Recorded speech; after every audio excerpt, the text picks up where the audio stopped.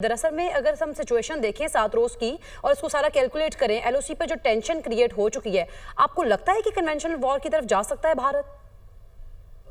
देखिए जी, जहाँ तक मैं इससे पहले आपका क्वेश्चन का जवाब देने से पहले 2-3 चीज़ें मैं छोटी सी ऐड कर दूँ। जी। एक बात ये है कि टू नेशन थ्योरी की बात होती है या टू नेशंस की बात होती है, तो मैं एक इंडियन नेशन को एक मैसेज देना चाहता हूँ। देखें, पाकिस्तानी नेशन में डिफरेंसेस होते हैं, हर जगह पे होते हैं, लेकिन whenever it comes to the freedom and liberty of Pakistan या सॉवरेनिटी ऑफ पाकिस्तान, तो become a one nation.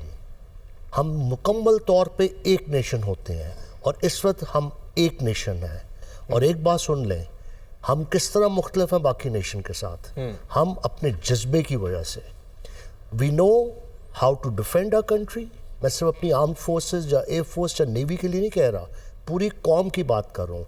We know how to defend our country, we know how to fight and we know how to sacrifice.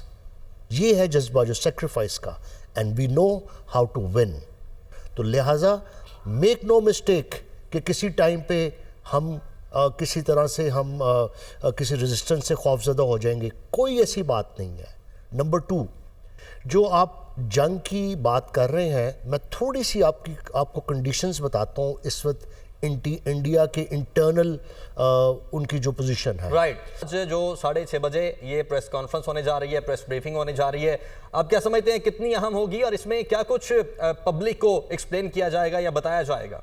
देखिए जी, I think it's very timely हो रही है press briefing, और इसकी ज़रूरत भी थी, क्योंकि मैंने दोनों का कंपैरिजन करना चाहा था कि एक तरफ तो वॉर हिस्टेरिया है, एक तरफ एक वॉर सिचुएशन क्रिएट की हुई है, वॉर रूम्स बने हुए हैं और वॉर मॉन्गरिंग हो गई है, लेकिन हमारी तरफ से एक मेजर्ड रिस्पांस है। तो आज आप देखेंगे प्रेस ब्रीफिंग में इंशाल्लाह कि एक मेजर्ड रिस्पांस आएगा, एक कामनेस का इफेक्ट आएगा और एक वननेस का इफेक्ट आएगा कि एक वन नेशन के तौर पे हम किस तरह इस क्राइसिस को डील कर रहे हैं, और हम अपना पीसफुल पॉस्चर जो है उसको कभी नहीं छोड़ेंगे। लेकिन अगर हमारी रेड लाइंस क्रॉस होंगी, then we know how to reply, और वो टिट फॉर टैट रिप्लाई होगा, जैसे 2019 में दिया गया या उससे पहले दिया गया।